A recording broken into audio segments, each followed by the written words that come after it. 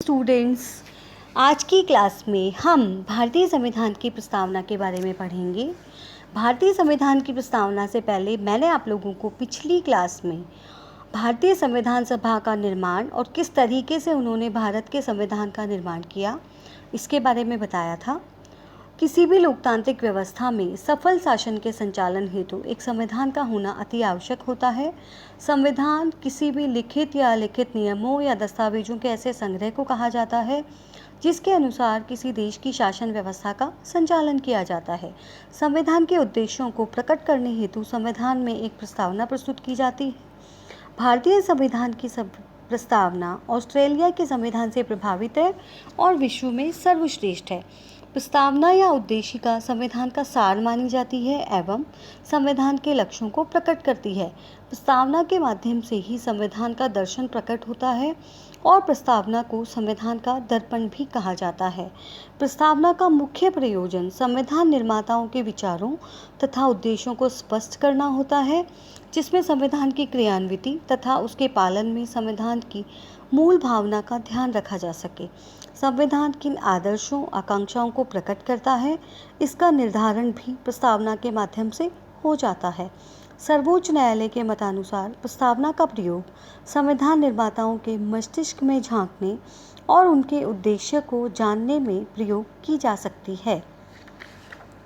प्रस्तावना यह घोषणा करती है कि संविधान अपनी शक्ति सीधे जनता से प्राप्त करता है। इसी कारण भारतीय संविधान की प्रस्तावना हम भारत के लोक से प्रारंभ होती है और भारतीय संविधान की प्रस्तावना संविधान में जुड़ा हुआ एक श्रेष्ठ आभूषण है। यह भारत के प्रजातंत्रीय गणतंत्रात्मक राज्य का एक संक्षिप्त लेकिन सारपूर्ण घोषणा पत्र है। संविधान के गौरवपूर्ण मूल्यों को संविधान में निम्न प्रकार रखा गया है। संविधान की मूल प्रस्तावना में हम भारत के लोग भारत को एक संपूर्ण प्रभुत्व संपन्न लोकतंत्रात्मक गणराज्य बनाने के लिए तथा उसके समस्त नागरिकों को सामाजिक, आर्थिक और राजनीतिक न्याय, विचार, अभिव्यक्ति, विश्वास, धर्म और उपासना की स्वतंत्रता, प्रतिष्ठा और अवसर को प्राप्त कराने के लिए तथा उन सब में व्यक्ति की गरिमा और राष्ट्र की एकता सुनिश्चित करने वाली बंधुता बढ़ाने के लिए दृढ़ संकल्प होकर अपनी इस संविधान सभा में आज तारीख 26 नवंबर 1949 ईस्वी मिति मार्गशीर्ष शुक्ला सप्तमी संवत 2006 विक्रमी को एतद द्वारा इस संविधान को अंगीकृत, अधिनियमित और आत्मार्पित करते हैं। 42वें संविधान संशोधन के बाद प्रस्तावना में कुछ संशोधन किया गया और ये संशोधन 1976 में हुआ।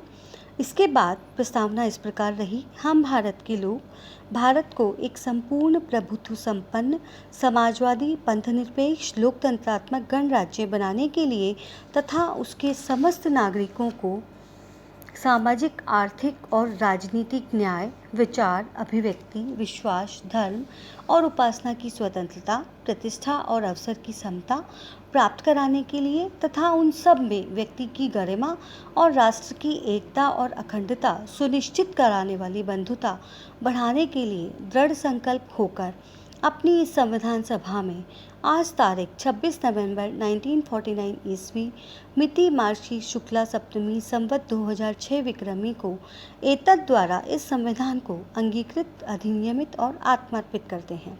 इस प्रकार हम भारत की संविधान की प्रस्तावना का निर्माण किया गया और भारत की संविधान की प्रस्तावना में जो मुख्य तत्व हैं, एक बार हम उनका डिस्क्रिप्शन या उनकी विवेचना भी पढ़ेंगे। सबसे पहले इसमें कहा गया हम भारत के लोग। हम भारत के लोग से तात्पर्य है कि भारत का जो संविधान है वो भारत के लोगों ने मिलकर बनाया है और उसको अंगीकृत, अधिनियमित और आत्मार्पित किया है। भारतीय संविधान भारतीय जनता के द्वारा ही बनाया गया है और संविधान अपनी समस्त शक्ति जनता से ही प्राप्त करता है। संपूर्ण प्रभुत्व संपन्न समाजवादी, धर्मनिरपेक्ष, लोकतांत्रिक गणराज्य। संविधान की प्रस्तावना में कहा गया है कि भारत एक संपूर्ण प्रभुत्व संपन्न समाजवादी, धर्मनिरपेक्ष, लोकतांत्रिक गणराज्य है। संपूर्ण प्रभुत्व संपन्न से तात्पर्य है कि आंतरिक या बाह्य दृष्टि से भारत पर किसी विदेशी सत्ता का अधिकार नहीं है।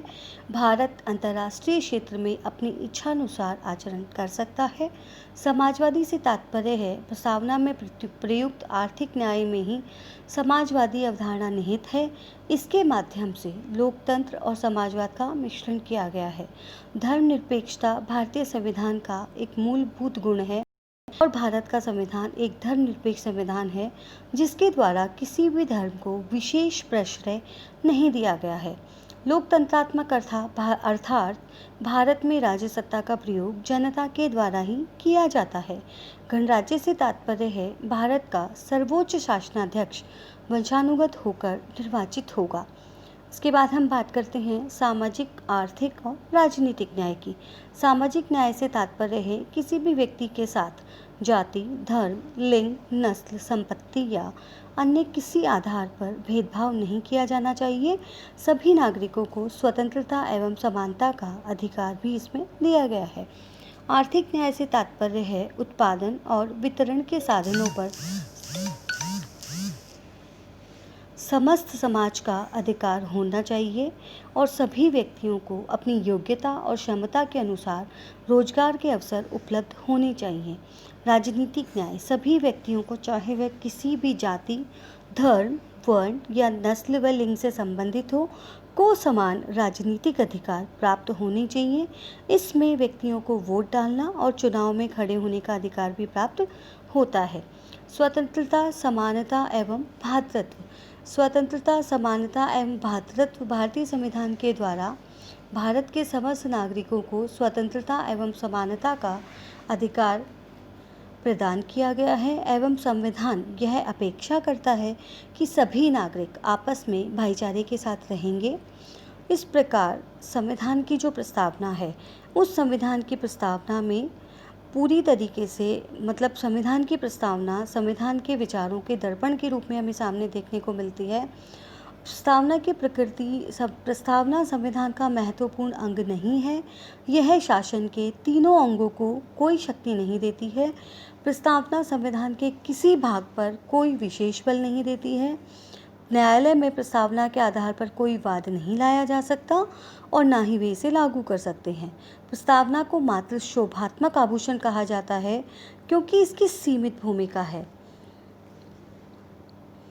प्रस्तावना के उद्देश्य अगर हम देखें तो प्रस्तावना बताती है कि संविधान जनता के लिए है तथा अंतिम संप्रभु जनता ही है। प्रस्तावना लोगों के लक्ष्यों व आकांक्षाओं को प्रकट करती है।